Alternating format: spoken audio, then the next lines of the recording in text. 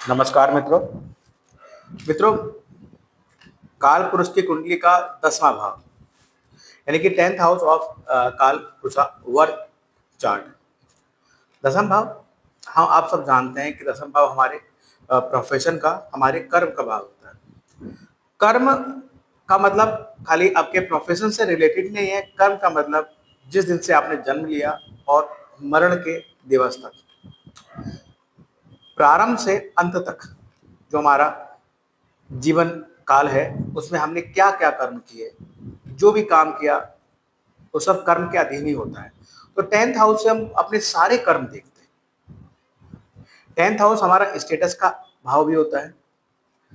तो ऐसे लोग जो कैप्रिकॉन 10th मतलब जो 10वां भाव है वो 10 नंबर की राशि उसको डिनोट करती है, और 10 नंबर की राशि को हम बोलते हैं मकर राशि, यानी कि कैप्रिकॉन साइन, मकर लगन अथवा मकर राशि। तो ये लोग जो 10 नंबर राशि में पैदा हुए होते हैं, ये लोग कर्म प्रधान लोग कहे गए हैं। इन लोगों का जीवन का एकमात्र लक्ष्य होता है कि भाई अपने प्रोफेशन को लेकर, अपने कर्मों को लेकर हम सजग रहें। हार्ड वर्कर होते हैं, क्योंकि ये आपके जो रूलर होते हैं वो होते हैं सैटर्न, और सैटर्न हमेशा मेहनत कराते हैं। वो कभी भी शॉर्टकट आपको अप्लाई करने नहीं देते। अगर आप शॉर्टकट अप्लाई करते भी हैं उनके विरुद्ध जाकर, तो कहीं ना कहीं धरातल पे आपको पटकनी दे देते हैं। तो इस तरीके का नेचर होता है। अब ऐसे भी सेटल वाले जितने भी जातक होते हैं वो आपको हमेशा हार्ड वर्क ही दिखेंगे। वो अपने काम में लगे रहते हैं, मेहनत करते रहते हैं। वो जितनी बार गिरेंगे उतनी बार उठ के खड़े होंगे और मेहनत करेंगे। इस तरीके का नेचर होता है। अब इसलिए जो राशि होती है 10 नंबर राशि एक मूवेबल साइन होता है, मतलब चर इनका नेचर होता है। मूवेबल, मूविंग नेचर कहते हैं इसको। एक जगह पर बैठकर काम इनसे नहीं होता, चल फिर कर काम ये कर पाते हैं। इसके अलावा हम अगर बात करें तो इनका जो एलिमेंट होता है वो अर्थ एलिमेंट होता है। ये लोग पृथ्वी तत्व राशि के लोग होते हैं, और ऐसे लोग, ये लोग बहुत प्रैक्टिकल होते हैं, बहुत ज्यादा प्रैक्टिकल होते हैं। ये पहले से चले आ रहे एक सिस्टम को फॉलो तो करेंगे, लेकिन जहां कहीं देखेंगे अपने व्यवहार से, अपनी सूक्ष्म बुद्धि से एक प्रैक्टिकल होकर चीजों को एनालाइज करेंगे, और उसके बाद भले ही उनका निष्कर्ष या निर्णय लेने का या चीजों को अप्लाई करने का तरीका अलग हो, लेकिन वो होगा न्याय संगत, वो होगा बहुत प्रैक्टिकल। चाहे पीछे से चली आ रही, पुरानी चली आ रही व्यवस्था में कहीं ना कहीं कुछ डिफ्रेंशिएट भी भले करना हो उनको, लेकिन वो प्रैक्टिकली तौर पर निर्णय लेते हैं। तो इस तरीके की एक पर्सनालिटी होती है कैप्रिकॉन की। तो ये थोड़ा सा एक इंट्रोडक्शन था कि मकर लगन के लोग कैसे होते हैं, आपके समक्ष मैंने रखा। अब हम अपने मेन मुद्दे पर वापस आते हैं और बात करते हैं अक्टूबर 2025 के ग्रहों के गोचर की। जो प्लेनेट का ट्रांजिट है वो अक्टूबर 2025 का, वो कैप्रिकॉन असेंडेंट मकर लगन अथवा राशि के लोगों के लिए कैसा रहेगा, इस टॉपिक पर हम बात करते हैं। तो मित्रों, अब क्या वर्क चार्ट में अगर फर्स्ट हाउस में 10 नंबर पड़ा हुआ है, then you are a Capricorn ascendant. और ये प्रोडक्शन जो है वो ऑन द बेसिस ऑफ गोचर, ये आपके लिए ही है। अब देखिए, लग्नेश की बात की जाए तो लग्नेश सैटर्न कहाँ है, ये थर्ड हाउस में है। क्योंकि कैप्रिकॉन के लिए जो उनका लग्नेश है वो फर्स्ट और सेकंड हाउस दोनों के लॉर्ड होते हैं सैटर्न। तो लग्नेश का थर्ड हाउस में बैठा कहीं ना कहीं सैटर्न है, कहते हैं कि ग्रह जो है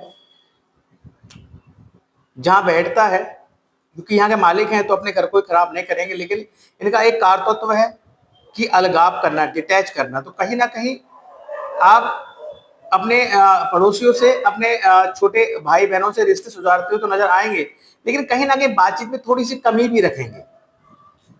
इस तरीके का यहाँ पर रहेगा। उसके अलावा छोटी मोटी यात्राएं आप करेंगे और उससे आपको धन लाभ होगा, या परिवार के सदस्यों के साथ आप यात्रा कर सकते हैं। कोई परिवार का बिजनेस आप डील कर रहे हैं, उसको लेकर आप यात्रा करें अपने बड़े बुजुर्गों के साथ, या अपने बड़े भाई या अपने पिता के साथ, और उससे आपको व्यापार में लाभ हो। इस तरह की चीजें भी, फैमिली बिजनेस में इस तरह की चीजें भी आप रह सकती हैं।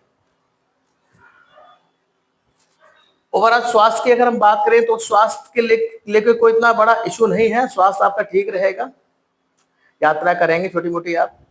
सेकंड हाउस में देखिए राहु विराजमान है, थोड़ा सा भ्रम की स्थिति रहेगी। सेकंड हाउस में राहु है तो कहीं ना कहीं अपने वाणी पर आप अंकुश लगाइएगा।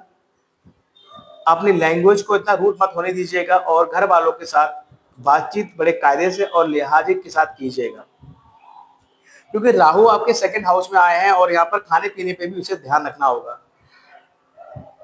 अच्छा खाना खाइएगा, साफ सुथरा, कुछ उल्टी सीधी चीजें खाइएगा नहीं, और ना ड्रिंक वगैरह कीजिएगा। राहु यहाँ पर आया तो कहीं ना कहीं राहु स्मोक का कारक भी है, कहीं ना कहीं दिक्कतें देगा देगा। लेकिन सेकंड हाउस का राहु अच्छा माना गया है, ये आपके फाइनेंशियल पॉइंट ऑफ व्यू से अच्छा है, कहीं ना कहीं धन धन जोड़ने में आपको मदद करेगा, बड़ा सोचेगा, बड़ी सोच देगा और आपको धन आपको इकट्ठा कराएगा। कहीं ना कहीं राहु जहाँ बैठता है वहां आपको अटैच कर देता है, कहीं ना कहीं आपका पूरा ध्यान केंद्रित रहेगा कि मैं मनी सेविंग कैसे करूं, यार मेरे पास इतना रुपया नहीं है, कैसे मैं प्लान करूं, कैसे पैसा लाऊं, कहां से पैसा लाऊं, किस सोर्सेज से पैसा लाऊं, या कौन से नए नए इनकम के सोर्सेज में जनरेट करूं जिससे मैं पैसा कमा सकूं और उसको सेविंग कर सकूं। तो इस तरीके का कहीं ना कहीं 1.5 साल तक आपका ये दिमाग में चलता रहेगा और कहीं ना कहीं बहुत हद तक आप इसको पूर्ण करने में सफल भी होंगे। बात करते हैं थर्ड हाउस की। थर्ड हाउस में बैठे हैं सैटर्न और थर्ड लॉर्ड बैठे हैं अष्टम भाव में। सैटर्न जिम्मेदारी देता है, जुपिटर छठे भाव में बैठे हुए हैं। कहीं ना कहीं छोटी मोटी यात्राएं होंगी और वो यात्राओं का कारण हो सकता है आपकी नौकरी हो सकता है किसी से लोन ले रखा हो या किसी को रुपया दे रखा हो वो मांगने जाए, हो सकता है कोई लड़ाई झगड़े के कारण कुछ यात्रा करनी पड़े, हो सकता है कोई रोग वगैरह हो तो पड़ोस के जनपद में दूसरे डिस्ट्रिक्ट में कोई अच्छा डॉक्टर हो, उसका स्पेशलिस्ट हो, वहां आप दिखाने जाएं। तो इस तरीके की यात्राएं यहाँ रह सकती है।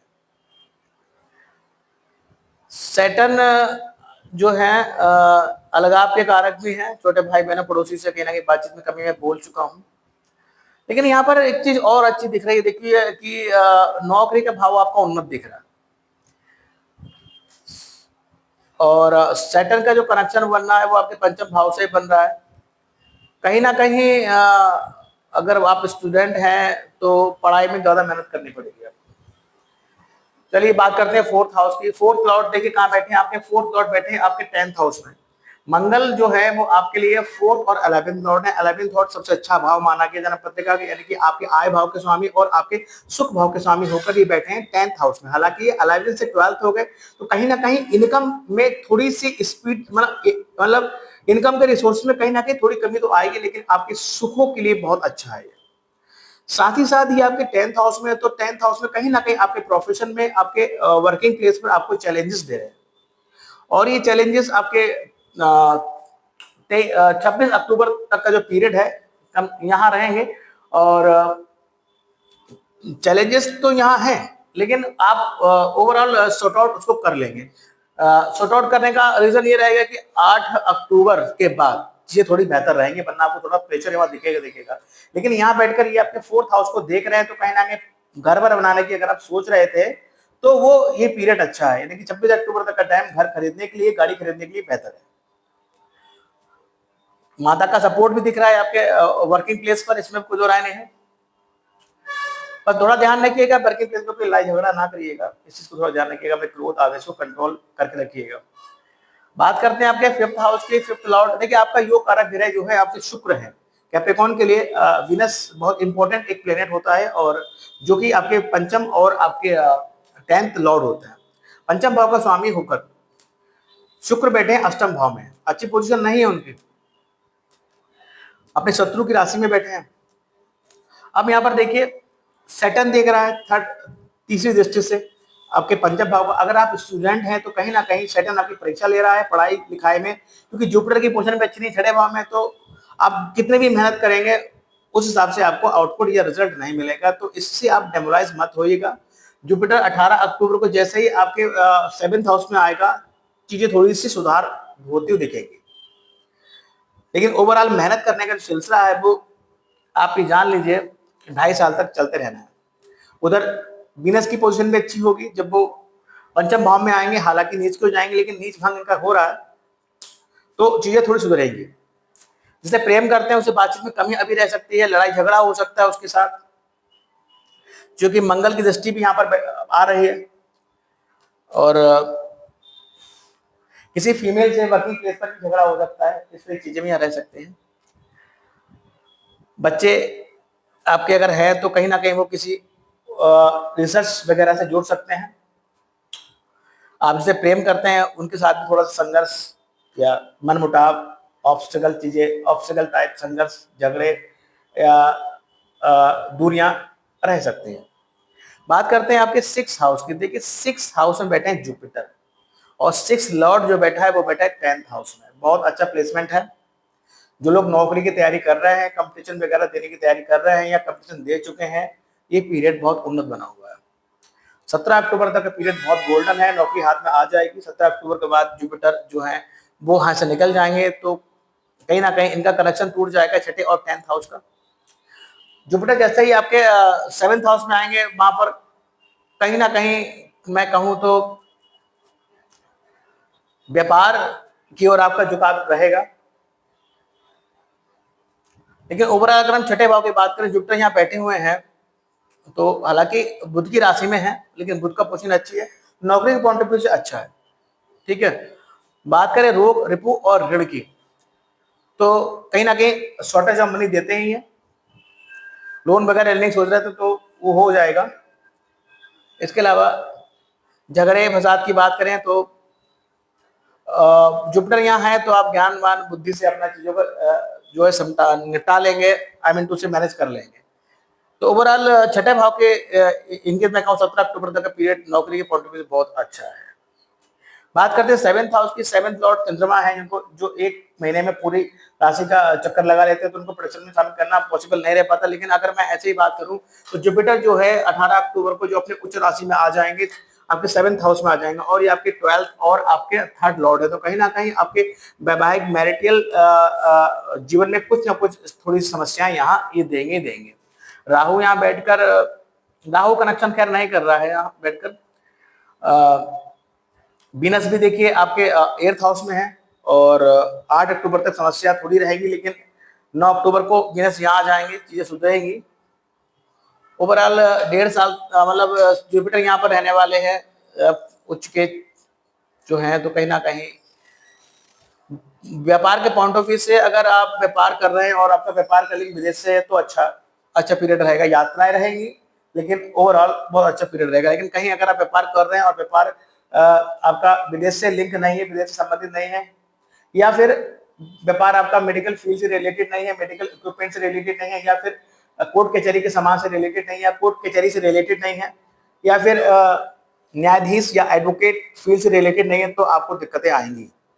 अदरवाइज इन सब चीजों से संबंधित है तो आपके लिए कोई चिंता वाली बात नहीं है, खूब उन्नत होगा, व्यापार बढ़िया रहेगा। अष्टम भाव की बात करते हैं। अष्टम भाव में केतु बैठे हुए हैं, मतलब केतु यहाँ बैठकर कहीं ना कहीं वीनस से बैठे हुए हैं, वीनस केतु बैठे हुए हैं, तो कहीं ना कहीं कोई गुप्त प्रेम संबंध, इस तरीके की चीजें, और पंचम भाव का लॉर्ड भी यहाँ बैठा हुआ है, तो इस तरीके की चीजें होने के चांसेस यहाँ पर हैं।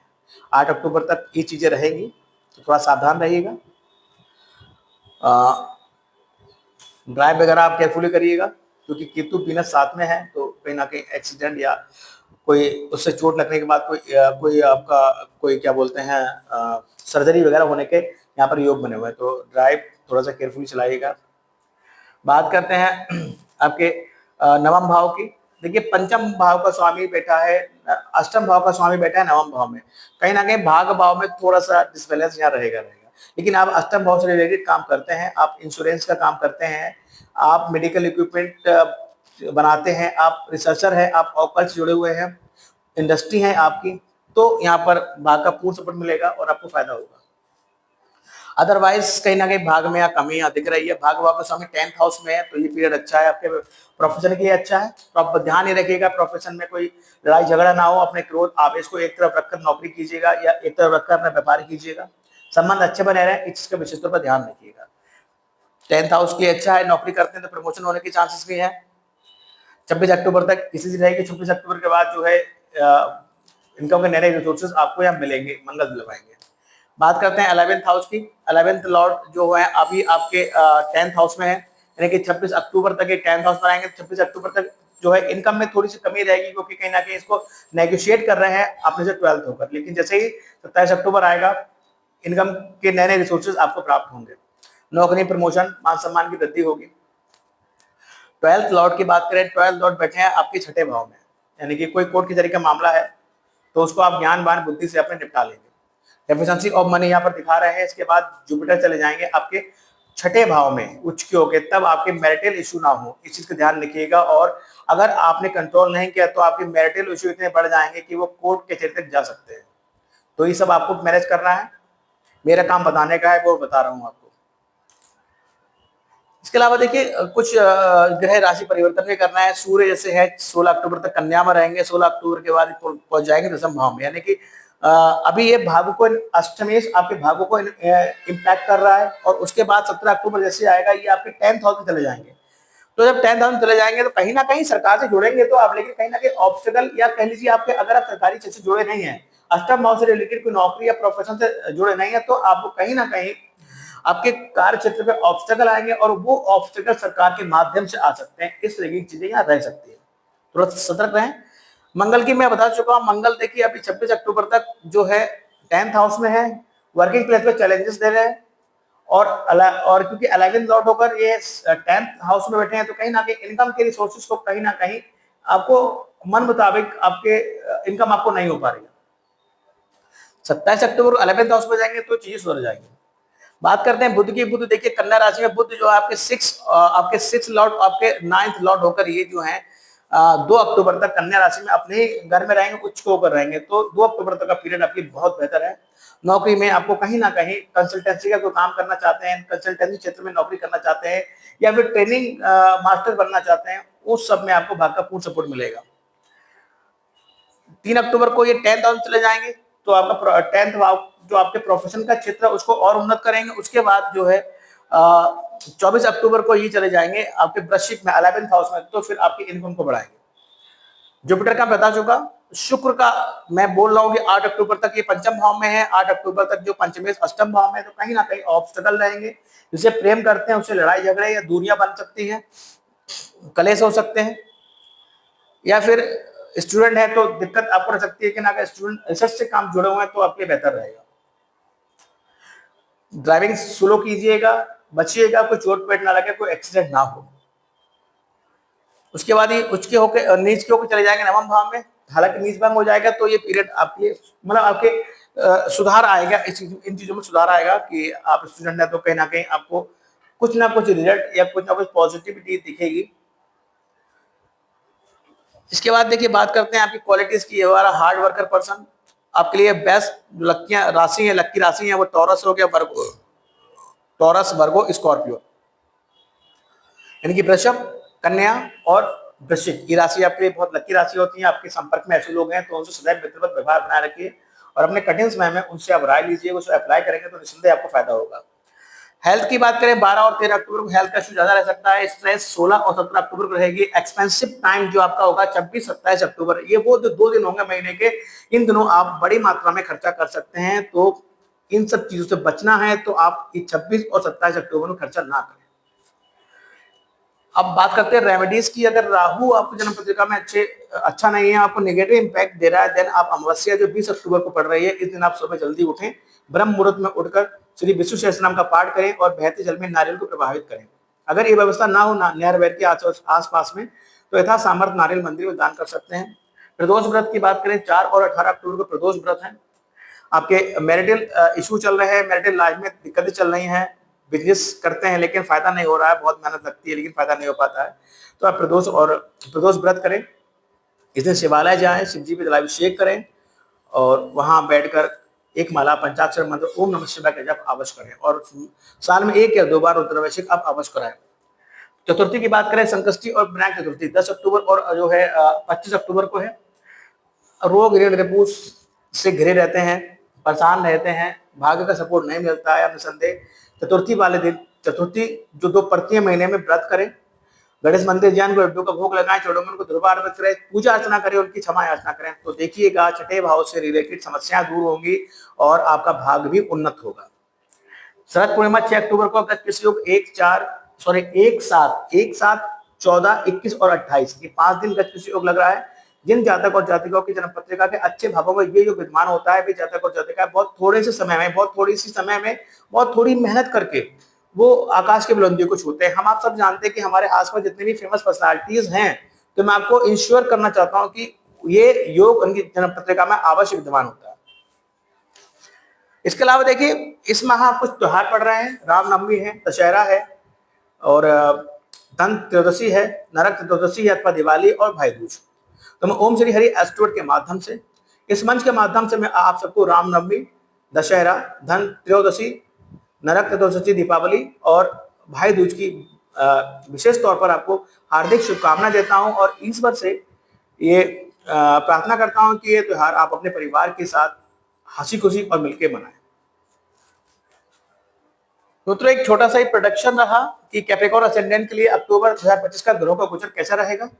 अगर पसंद आए वीडियो तो लाइक कीजिएगा। जिन लोगों ने हमारा चैनल ओम श्री हरि एस्ट्रो सब्सक्राइब नहीं किया तो प्लीज सब्सक्राइब माय चैनल। साथ ही साथ आपसे रिक्वेस्ट है कि जो लोग कैप्रिकॉर्न असेंडेंट के लोग हैं और